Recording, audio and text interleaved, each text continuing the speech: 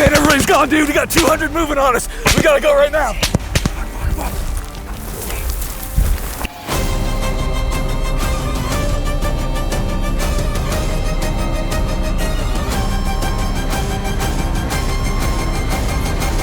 Love and children, war and death. These are two very polar opposites in life. And it might seem like these are two things that are very far from each other.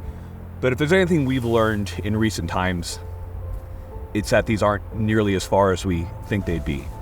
It might seem like a fantasy that you'd need to have the skills that we're going to talk about today, that you should know how to evade a professional military, how to evade trackers, how to evade a untrained military. And yet, as recently as Hamas invading Israel, where concert goers had to evade those enemy forces, to multiple others who have had to go through it in real life, it's a reality.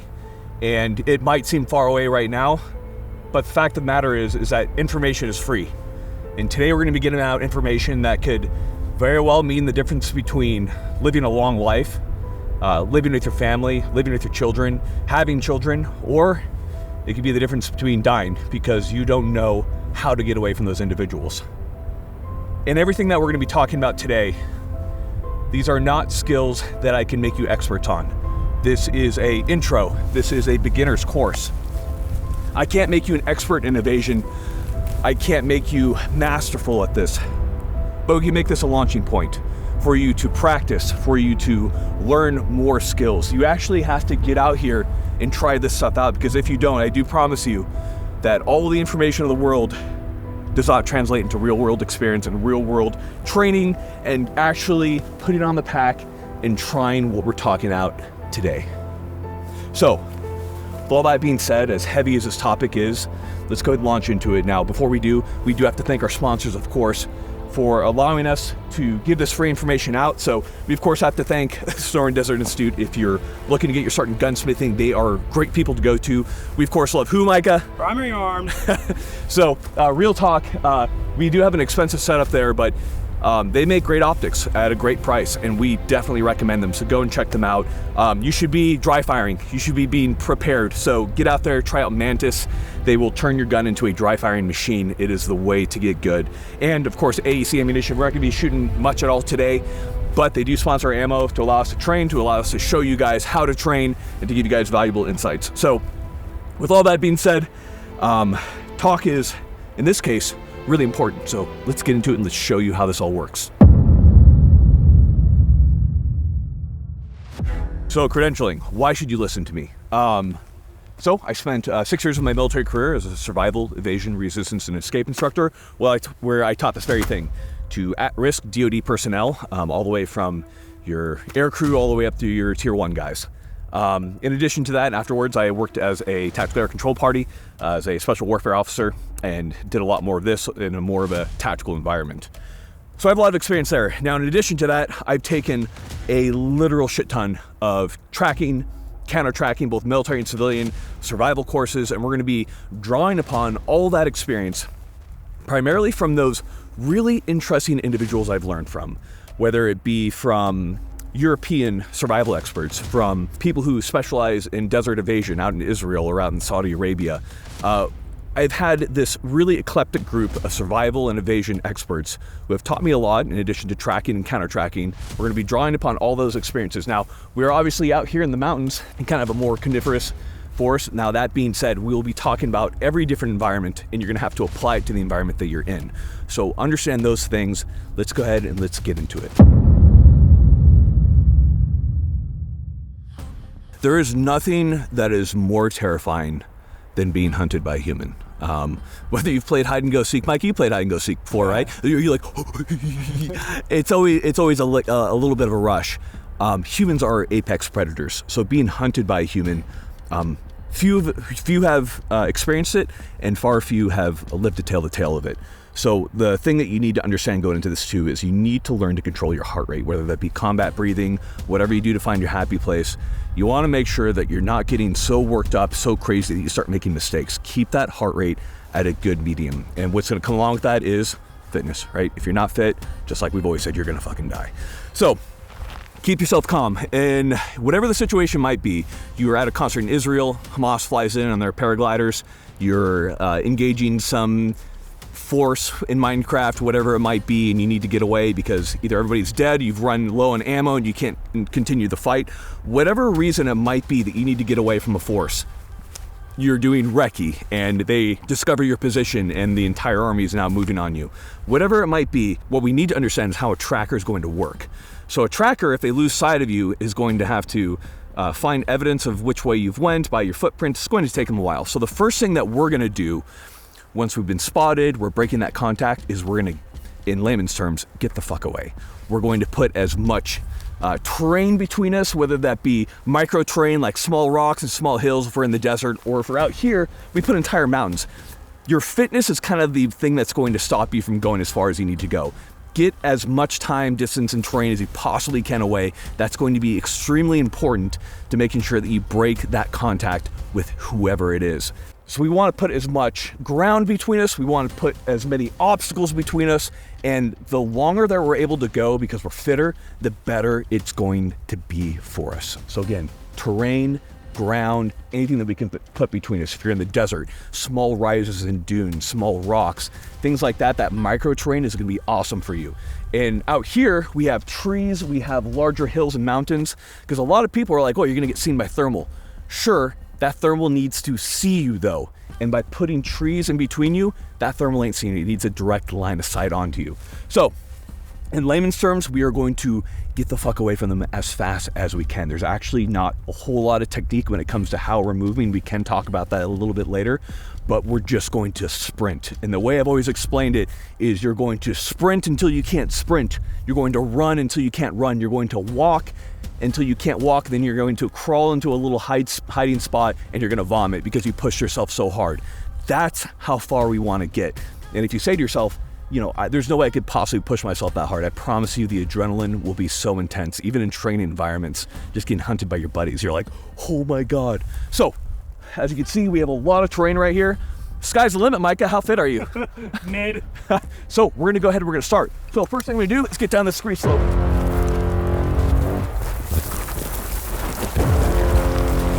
Now, if I don't have any type of camouflage on, obviously I do, but if I don't have any type on, things that we can do is an initial type of camouflage. So think about it this way. If I'm at like a campfire, I'm wearing like normal civilian clothing, I can take that charcoal, I can smear it across my body. If I'm near mud, if I'm around dirt, I can get that on my face, on my arms. I can do a little bit of initial camouflage as I'm moving or right before I move. All right, let's continue.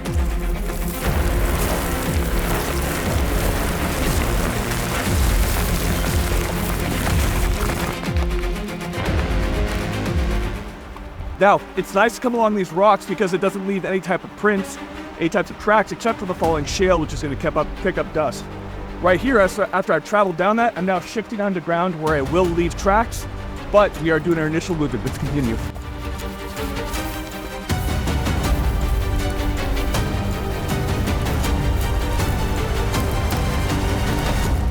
Now, I'm headed to this forested area right here. We're on the side of a hill right here. I'm very exposed, so I want to try to limit how much they can see me. We have a whole forest right there. Let's get into it.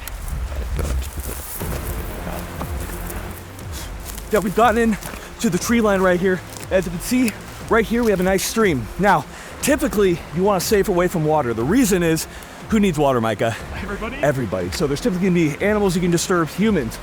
In this case, I want to break that initial contact. And in fact, if I travel upstream for a little bit in the water, it's going to be uncomfortable. However, it's going to break my trail on what they can see, as well as make it harder for dogs to track my scent. Let's go do it. Okay, at the stream, let's get into it, break our scent.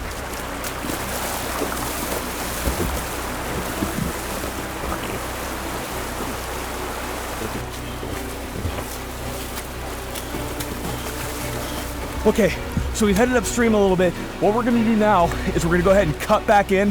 This is gonna make it very difficult for them to track our progress. I recommend between 200 to 500 meters. Let's head back on shore. All right, the terrain is way better now. I'm gonna pick up speed. Let's go.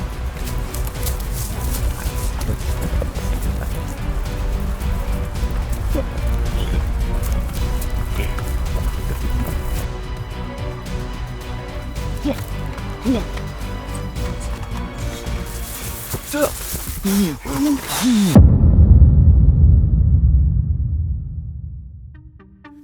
Okay, so we've gotten into our initial HideSite right here. So here's some things that we're looking at. Our initial HideSite isn't going to be the best HideSite, but here's a couple things that we're going to be looking for. I want to try to get somewhere that's going to really obscure anybody from really seeing in. This is going to do okay.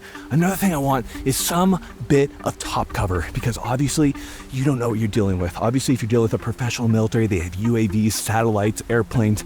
You want to be able to try to shield yourself from that, especially if they have that cooled thermal. That stuff is really good. So try to get that top cover if at all possible. If you're in the desert, rock overhangs, shadows of dunes digging into those, having that tarp over you, it's going to work really, really well. So now that we're at our HideSite, we've traveled about 1.5 miles. It's going to depend on your terrain. In an urban environment, it's going to be different. In the desert, you can go even further. Out here in the mountains, it's not going to be quite as far because you're going to gas yourself out. Now that we're here, we can go ahead and start prioritizing what we need to do. This is my moment to take a breath, take stock of the situation, and think about what I need to do. All right. Big thing is remain calm in these situations. A couple notes that you should always do. One, you're rifled. You're probably gonna have your rifle on you if you're in a good situation. If not, don't worry about this too much. Always keep that rifle either slung on you or at minimum within arm's reach. Never let that thing get away from you. That's always a standard you need to hold to. So now that we're here, we're gonna take this moment, we're gonna be able to drink some water and figure out what we need to do. The biggest thing is we need to remain calm and think calmly about what we need to do next. Now, if you're with a professional military, you're in a civilian situation where the country's still there. Think about a civilian in Israel, for example. It's probably a good idea that you want to make comms with somebody. You want to pull up your cell phone, call them, let them know what's going on, right? Now, in our situation, we're considering this kind of a end of the world type deal. So maybe we have a radio. We have comms with our main constituent forces somewhere that we get a hold of. Maybe we have a satellite phone. A couple things to consider. Think about who you're dealing with. Do they have the capability of intercepting those signals? Do they know how to triangulate your signals? Are they that advanced? It might be a good idea not to transmit. Now, these things should all be thought of ahead of time, especially if you're fighting some type of guerrilla or professional war. You should know what those capabilities are. And especially if you get separated from your main forces and you find yourself in a situation like this, you should know when or when not you should be transmitting. Okay, another thing we should think about is what stands out on me right now, Micah. What can you see? What just looks out of place? Yeah. So faces are very recognizable. There's a lot of things that are easily spotted. So things that are easily spotted are faces. They're very recognizable. You live your entire life knowing to recognize a face. If you're looking at a forest and you see the face just peering out at you, obviously that's going to be a no-go. Same thing with hands, downward facing V's. So think your armpits, the side of your body, inside of your legs. These are all things that are going to stand out on you and are going to possibly give you away. That's why baggier clothes, if you can have camouflage on, is going to be nice. If you're able to camouflage yourself up with local flora, fauna, that's going to be good. But one thing that we can do right now is we can do some type of camouflage. What I have right here is a very basic camo stick. These are issued to us very widely. You can get them for less than $1. You can find them at any Army Navy surplus store. Now these are more kind of specific to a forest area. We have loamy green, we have dark green. So one thing that you're going to want to do is try to camouflage your face. If you don't have camo paint, mud, using pigment off of leaves, all that is going to be good. Try to disguise your face as much as possible. Now, in the case of where we are right here, in trees and stuff, what you typically want to do is you want to do diagonal lines. That's my preferred way of doing this across your face. So I'm going to go ahead, start marking up my face right here. And generally, you want to kind of reverse what's going on in your face. So what I mean by that is we want to have lighter colors where it's darker and darker colors where it's lighter. So the highlights of my nose, I want to try to get those darker colors across it. Now, this isn't going to be perfect because the thing you have to realize is with these diagonal lines, you don't just want to invert your face and look like a camouflage clown. That's still going to give you away. So if you're not in a forest, then these diagonal lines aren't going to work. If you're in a desert, do splotches, big old smears across, but typically in your bushes, forests, these diagonal lines work really well. And you want to get everything on you, so you want to make sure that you have nothing that's going to give you away. That's one reason I always keep one of these neck gaiters around me so I can cover much of my face that makes it a lot easier to stay up on my camouflage. If I have short sleeves on, I want to have that camouflage all the way up my arms. And Micah will show a photo of me here from training when I was a nerd, so you can see what that looked like. And generally, what I typically use is I'll use a signal mirror in order to see what I'm looking like. And pro tip, take your camo stick, put it inside your pants. It's gonna keep it nice and warm. That way, it gets on your face a little bit better. So, obviously, having these neck gaiters is gonna be really nice to have. This is what I recommend. This one's from Norarm. When I was in the military, I just used a cheap little Condor. That works pretty well. If you have gloves, put those on. That will cover your hand as well. And another thing that's nice, if you have it, is gonna be a boonie cap. So if this is something that you're able to have on you, this is, again, just going to break up the outline of your body, make it a little bit easier. You can also add foliage and bushes and all that kind of stuff to you. So we've gotten that done. We've taken a stock of our water situation. We know that our water is good. If we just got in a gunfight, we have a little ammo left, we'll go ahead, we'll get that ammo together, kind of consolidate magazines if we can. So we've gotten here, and we need to decide what to do next. So you don't want to panic. So here's a couple things that we can think about. If I am evading, let's say an enemy force that has invaded my country, I want to head towards friendly lines. So I know, either based on the direction that they came from, or if I know where the border is, that I should probably head in the opposite direction. The problem is that they also know that I'm probably gonna head in the opposite direction. They're likely gonna try to stop me. If I am fighting some type of big battle against some enemy force, hypothetical situation in Arma 3, well then they probably have a general idea where my forces are, or more importantly, what I don't want to do is I don't want to lead them directly back to friendly forces. So don't always take a direct route. I say don't always because there are situations where you will need to. But if you have any type of intel, so for example, I have my Garmin watch right here, a little GPS. If I have coordinates from my friendlies, any of that, that's all stuff I probably want to keep up here and not here, where if I get killed, heaven forbid, or I'm captured and they're able to get that information, that I could possibly get my people in trouble, get them hurt, get them killed. So again, don't just think about yourself, think about all the other people that are with you. So we're going to start our evasion movement. Now the biggest thing with our evasion movement, as we're being sneaky, is think of it like you're hunting. When you move, when you're stalking an animal, think about how you move. This is how it was described to the Rangers way back in the Revolutionary War. So think about how you'd move. You'd move carefully. Your footfall would be a certain way. We're going to teach all of you that right now.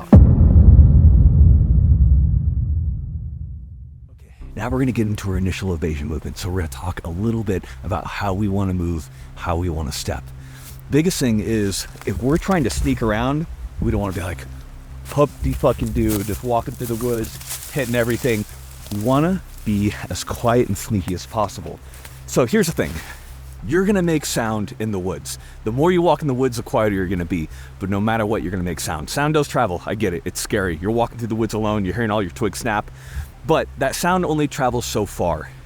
What travels way further is light. Try to keep yourself hidden. Try to not make huge, sudden moves. So when I'm walking, I like to do what's called the scout walk. This was taught by me by some awesome Native Americans in a countertracking course out in Montana. So when I'm walking, what I'm going to do is I'm going to go heel to toe, and I'm going to roll my foot.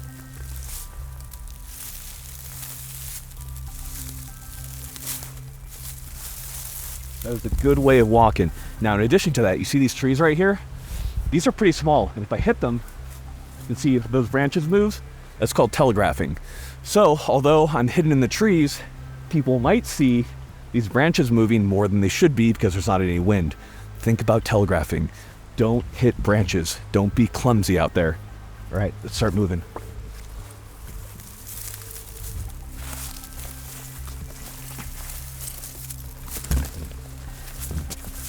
So when I'm alone, I'm going to be going cover to cover, and I'm going to be stopping. When I stop, I'm going to do what's called sills. Stop, look, listen, smell. Let's go ahead and head to our next point of cover.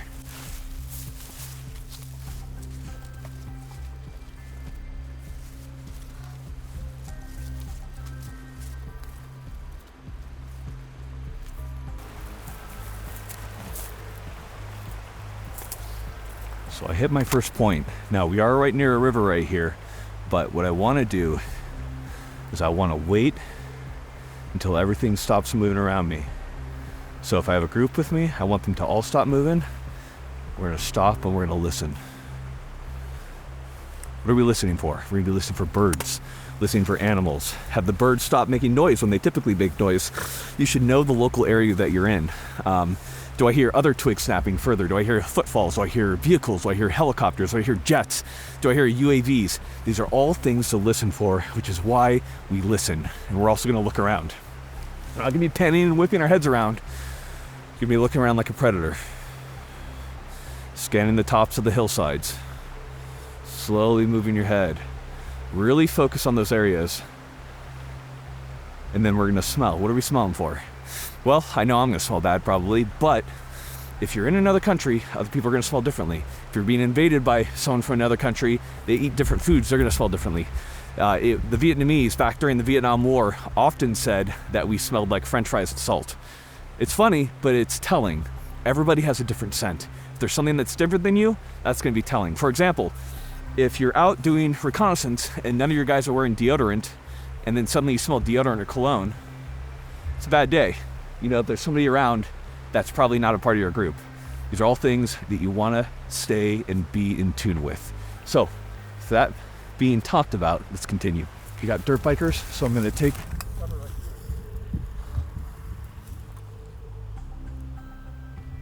So you got people out there. The point is, that's something to listen for. We can hear the noise that that vehicle is making. These are all things that you want to do. If we have somebody coming by us like this, we don't want to move. What we're typically going to do is we're going to lay down, we're going to get behind cover as much as possible, and we're going to wait for them to pass.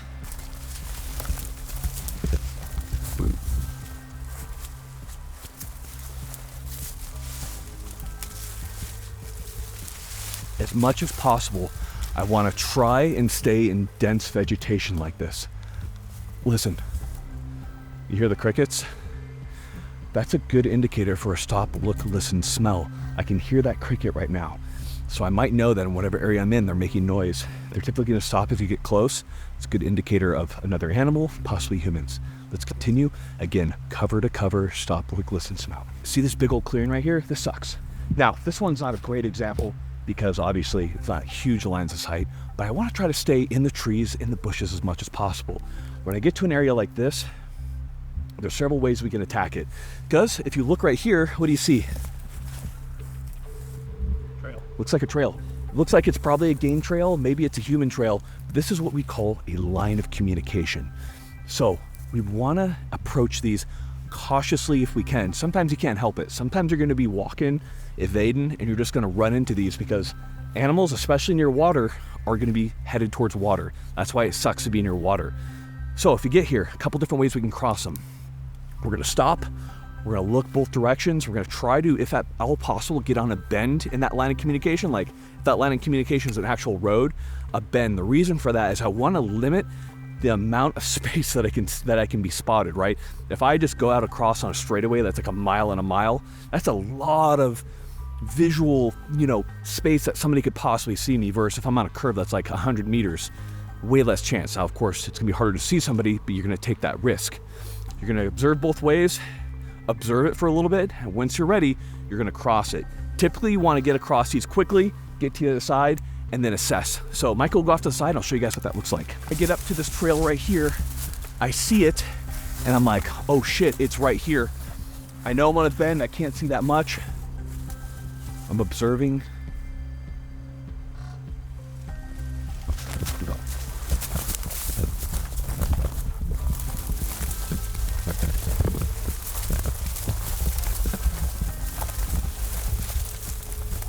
Almost treat it like an initial movement after you get across that.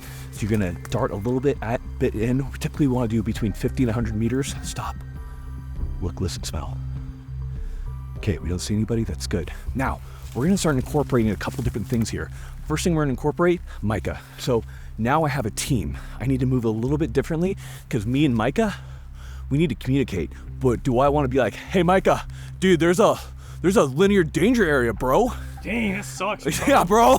So I want to be able to communicate to Micah wordlessly. So let's start talking hand signals. So a lot of you guys know these hand signals from watching Arnold Schwarzenegger. Think this, what does this mean?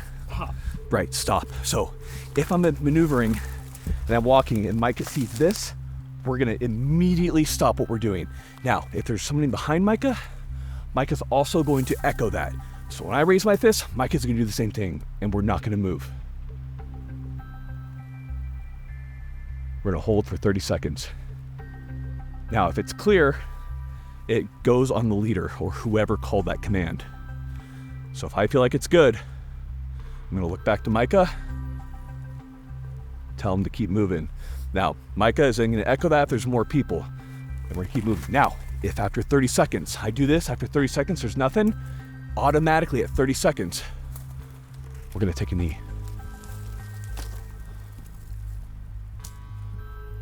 And then, this depends on unit, but after 2 minutes, if I don't tell us to move, we're gonna lay down. Now in this case, I'm looking back at Micah. It happened to be Micah who called that stop. I look at him, danger is past, whatever he thought he saw, he didn't see, everything's good.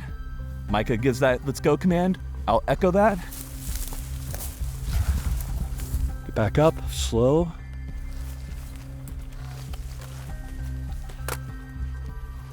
No moving.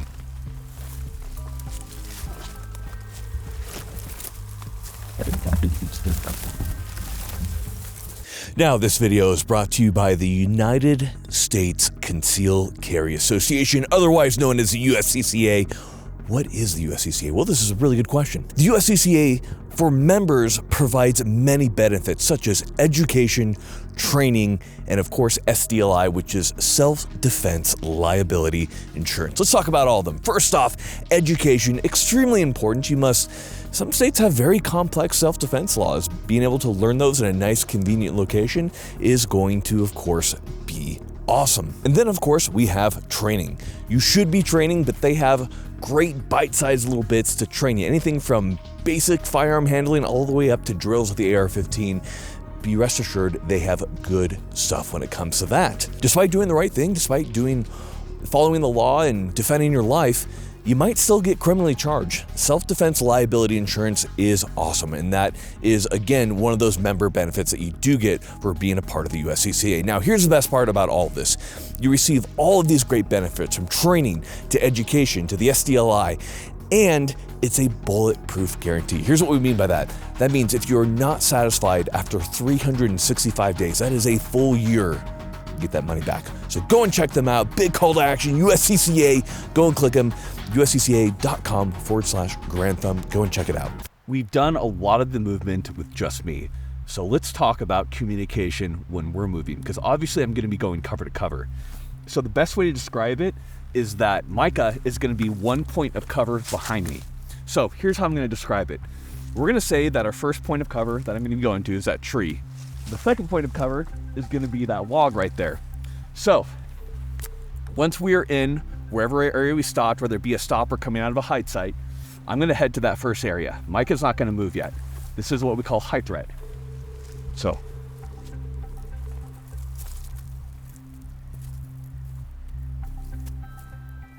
Micah right now is sitting completely still. I get here, stop, look, listen, smell. Once I'm feeling good that we're ready to move, I'm going to look at Micah. I'm going to give him a thumbs up right in front of my face. My face is recognizable. If Micah is also feeling good that he can move, he's going to confirm that by putting a thumb in front of his face. Then I do not move until Micah moves. It moves from the back. So Micah's going to stand up, start moving. As soon as I see him stand up, I'm going to start moving.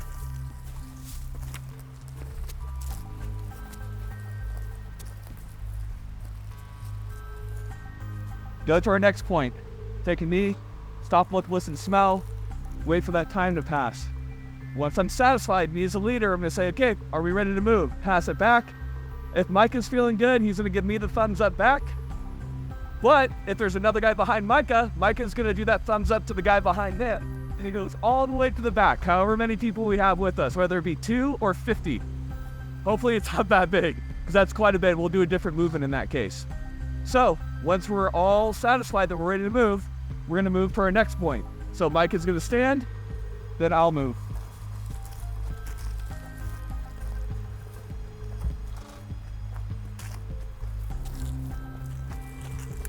Now the idea here is that we don't want to move so far that I can't see mica. So it needs to be short movements, between 5 if it's a really dense jungle, or trees or something like that.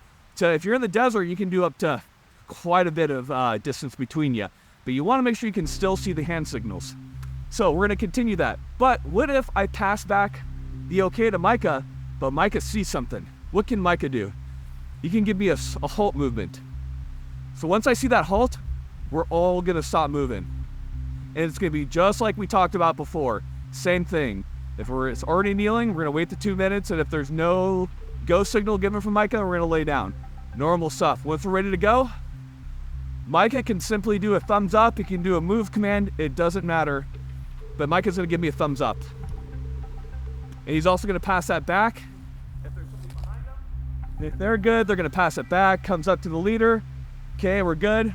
As soon as it stands up from the rear, stands up, then Micah stands up, and then we move. We're going to continue that, so on and so forth, as long as we need to go.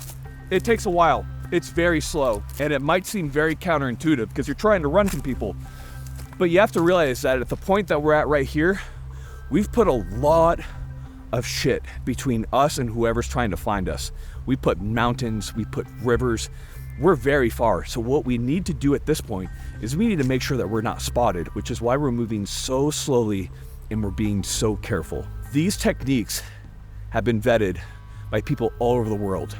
I'm not talking military, I'm talking just straight civilian and tracking. These techniques go back a long time that predate the US. These are just brought up to speed when you have guns and thermals and everything. So understand, this stuff isn't just made up, and it isn't just stuff that like someone was like, hey, I think it'd be a good idea to move like this. This is stuff people have known for a very long time. Make sure you hold to it. It's been proven to work. Stick with it. Okay, a couple other notes here. If we want to come back over here, if you noticed, when we came to the log, I'm either going to want to move around this, or I'm going to want to step over it. I don't want to step on a log. There's a couple of reasons for that. One, logs can break, especially as they're dry rot. Look at this guy. This guy's falling apart right here. But also, if they dry rot and I step on it, there's a good chance I'm going to make an imprint on it. That's going to be good for trackers. So that's what I want to talk about for a moment. We're going to talk how to defeat trackers. All right, counter-tracking. Nothing more scary than knowing that you're being tracked by a good tracker, because they're probably going to be able to stay on top of you. We've done many exercises, mill and not mill, where we've tracked people, and I've almost always been able to track them down. I might have, quote unquote, died in the process or caught them or what have you, but tracking is a very interesting profession. In any case, let's talk about a couple of the ways we can defeat the tracker.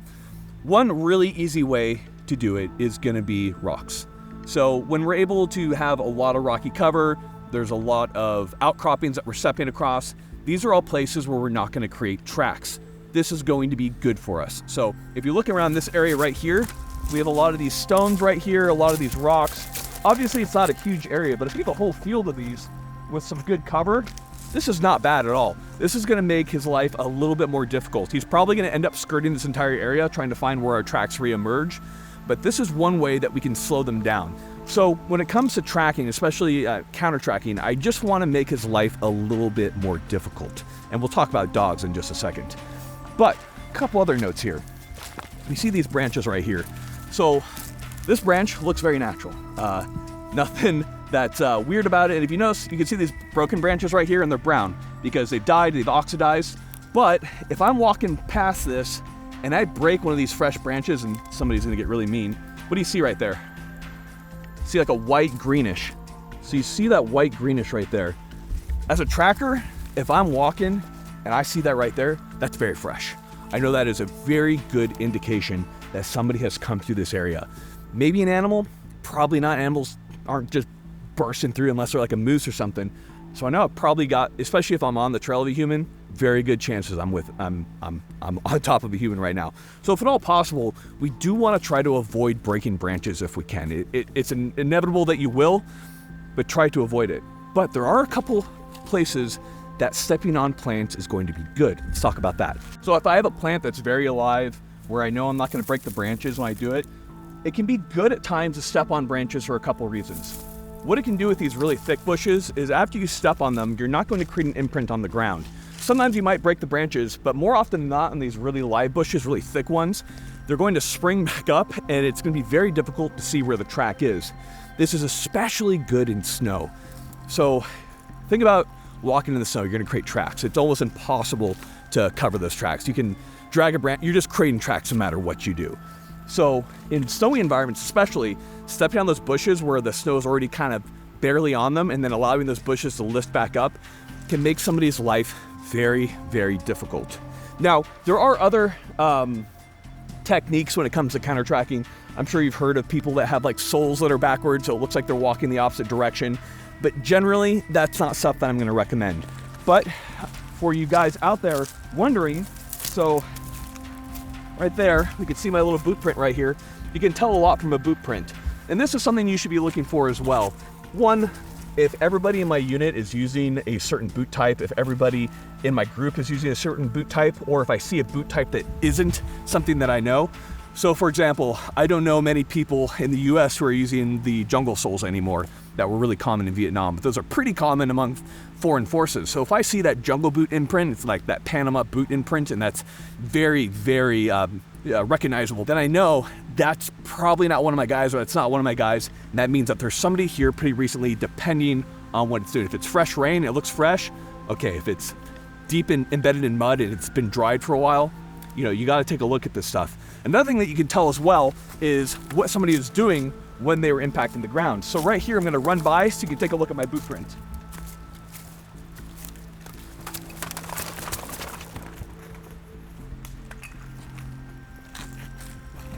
So one thing you can tell right off the bat is you can see how it kicked up a little bit. You can see where my toe pressed in and lifted off and pushed up on that dirt. You can tell a lot from a boot print on what somebody is doing. You can tell how fast they're moving. You can measure their gait. There's a lot of really good things to glean. So I'm not going to go too deep into tracking on footprints, but just so you understand what people can see from just like a basic level of tracking knowledge, that's what somebody might be looking at. All right, dogs. First off, fuck dogs. Don't do that, you go to jail. But the point is, it's gonna be almost impossible to completely defeat a dog. A well-trained dog is gonna track you. We were doing a exercise and we had border patrol dogs tracking us, and I had a border control dog track me. I was a very experienced evasion expert by this point. I had one track me for 12 miles. It was like 6 miles away when it started, and it got right on me, dude. There's nothing I could do. So when it comes to defeating a dog, don't defeat the dog, defeat the trainer. So if you know you're being tracked by dogs, what you need to do is make it difficult for the trainer in two different ways. One, you need to make the trainer the dog handler lose confidence in his dog, or you need to make it difficult for the handler to get where he needs to go. So here's what I mean by the dog handler losing confidence in his dog. If we double up on our tracks, if I'm walking, I'm able to be in an area where I'm not leaving many footprints. I'm able to do a lot of doubling back, moving to different areas, rubbing my body type on different areas, and making confusing, erratic, or nonsensical movements and leaving my body scent on different areas. The dog's gonna begin to go to different areas and smelling in what seems like a random pattern. If I continue to do that, the handler is gonna pause, try to reset the dog, figure out what is going on. This is one way we can make it more difficult for the handler. Another way is going to be water. So let's head over there. Water is not a surefire way to throw off the dog scent, but it does make it more difficult for the dog to track it, especially if you head upstream. Now, water is dangerous because it is a line of communication. It is an area that everybody needs to go to. Humans need water, animals need water. There is a very good chance if you're near water, you're gonna run into another human being. It's a bad thing to be near. But if we are in the course of our evasion and being tracked by dogs near a body of water, we could possibly use that to our advantage by traveling upstream for a little bit and making confusing, erratic motions. So Mike is gonna follow along the side here as I'm gonna make some confusing, erratic motions, and I'll yell at you what I'm doing. So the first thing I'm gonna do is I'm going to head into the water right here. Now, what I'm gonna do from here is I'm going to get upstream about 50 meters, cross, and then come back in the water. Let's do it.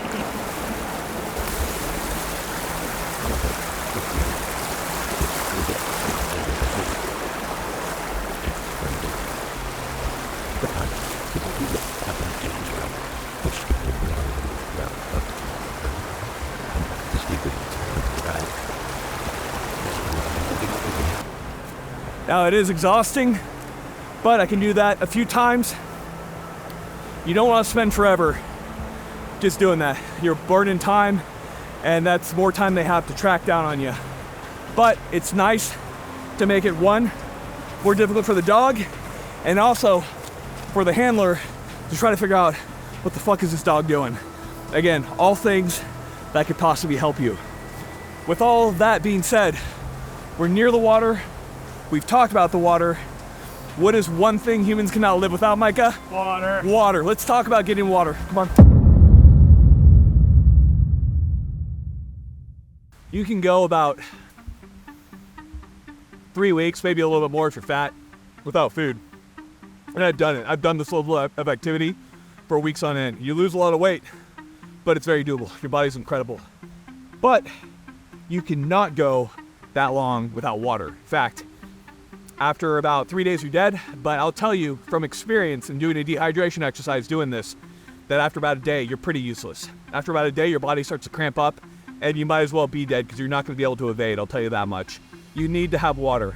Now, when it comes to survival and evasion, the best thing we can do is ration water. What that means is, now when it comes to survival and evasion, the best thing we can do is ration sweat. Hang on. Yeah. Cut. Now, when it comes to survival and evasion, we don't want to ration water, but what we do want to ration is sweat. And here's what I mean by that. If we can be lazy, be lazy. You want to prevent yourself from sweating. You want to make sure that you don't have on so many clothes that you're just dripping sweat. You don't want to be too hot. You want to keep yourself a little bit on the cooler side. Try not to do, once you're evading, as many extraneous movements. That initial movement, you're going to have to hoof it and you're going to be sweating. But after that, you want to try to keep that exertion level a little bit lower. That exertion level should still be at a high level because you should be fit, right? Otherwise, you're going to be dead a long time ago. But we need to be collecting water. Now, there's a lot of ways to get water. From putting socks around your ankles and collecting dew off of grass if you don't have a nearby stream and straining that water into your mouth. Rainwater, seepage wells, if you dig into the ground where there's a little bit of groundwater. So like in the desert, that's going to be on the outside bend. That's going to be on the outside bend of rivers. If you're near the coast, you get about a mile in, you can dig down, and that seawater will actually be good drinkable water. There's a lot of ways to get it. But a lot of people know to get water from streams, from rivers. Yeah, you should purify. And the best way for evasion, I think, is iodine, because it's very quick to do. So when it comes to getting water from a nearby water source, like a river like we have right here, you really want to limit your time at water because it is very dangerous, like we've been talking about constantly. So typically what we'll do is if we have any really heavy pack on, anything crazy, we want to try to keep ourselves light. So what I'll typically do, I'm going to bring with me whatever water container I'm going to fill. So in this case, I just have a water bottle that I had with me. This can be a Nalgene. This can be a dirty water bag for a hanging filtration system. It can be in many things. Everyone gets so caught up on the gear. I really don't care. Just have a container to fill water with. We use canteens when we're in the military, and those are fine. They're not perfect. Now, once I have that, I'm going to go ahead. I'm going to stash my pack at some site that is nice and concealable. Remember we talked about those hide sites? So I found a good hide site right over here. So we'll go ahead and set our stuff down. Now, ideally, I want to be about 200, 300 meters off a water source. But in this case, we're doing a little bit of demonstration. Now, of course, I never leave my rifle. I'm always within arm's reach. And I'm going to go ahead and I'm going to go fill up my water source. A couple things to note. Think of going towards water as a de-evolution of man. You're going to start kind of crouched, you know, like it shows man from like the monkey going into the human. You're going to go back in time. So you're actually going to, by the time you get to water, you're going to be crawling to it. So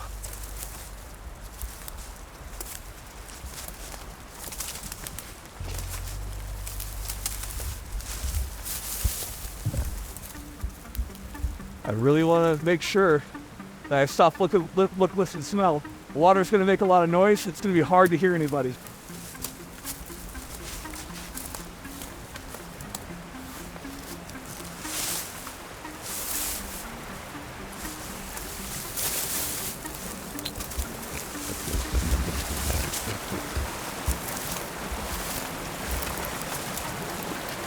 If I can, I'm going to fill at a fast-moving portion of the water that's going to be cleaner than still standing water. As soon as I get that filled, turn back, evolution of man, get back into that standing position, and I'm going to run back like an initial movement back to my pack. Now, the reason I like iodine is because I don't need to take a lot of time to filter it. So like that pump's gonna take a long time. I do like the standing filtration bags. Those are awesome. Adam from Spiritus talks about those a lot, and they work really well. I just wanted to show a different method. So what you're gonna do with your iodine, is you're gonna take your 2 iodine tablets, you're gonna place them in. If it's really dirty water, you're gonna double that to 4 iodine tablets. You're gonna go ahead and shake that up, and you need to wait a total of either 30 minutes if the water is about not too cold.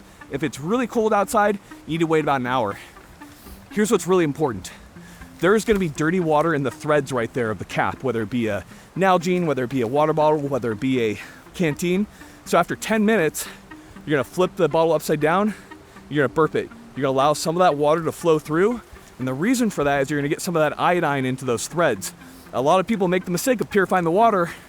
They don't purify the threads. They go to drink, they get the dirty water, they still get Giardia. So make sure you purify that. If you have really bad, really dirty water like swamp water, what I'll often do is I'll take my neck gaiter or like my t-shirt and I'll cover the lid and I'll pour that water in to kind of filter out a lot of that algae and the big particulate matter. But I've drank the grodiest water. I've drank water that was like green and cloudy inside. I popped in 4 iodine and, you know, honest to God, your body just processes it. It's like what you're meant to do. So it's not great for you, but you'll be okay. So we've gotten water, let's continue. So when we talk nasty terrain, especially for like dogs, or even think about your average conscript or average soldier, does he want to have to go through this really shitty bush? Probably not. Do I want to go through it? No, but I love you guys a lot. This is good terrain to go through because it's difficult for dogs, it's difficult for dog handlers, it's difficult for everyone. The shittier the terrain when you're evading, the better. You want to find that shitty terrain, because if you take the easy path, it's the path they're probably going to be following. So, let's go.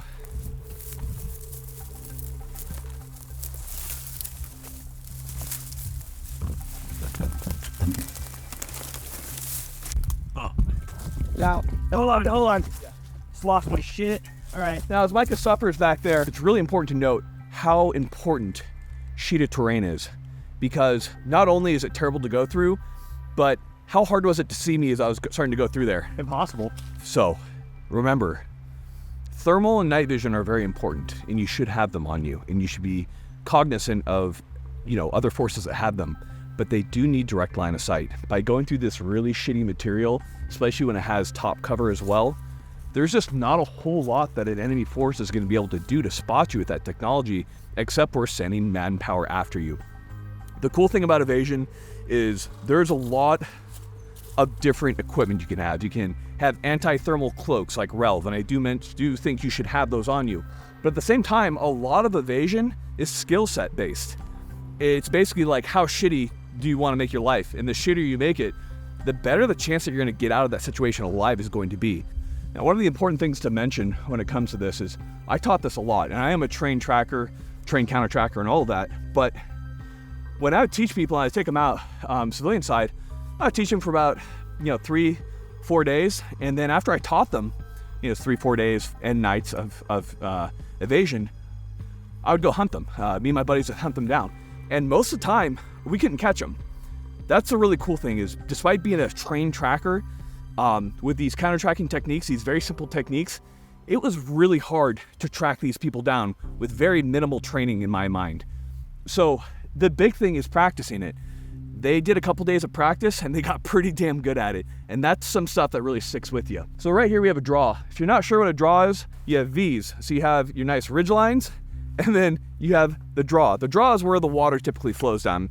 And they're shitty because the water flows down them typically sub-ground level. Because of that, you have the worst scraggly bushes known to mankind that grow within those draws. Draws are one of the best places that you can possibly travel up if you're traveling in mountains for evasion, because they will provide tons of cover from being seen.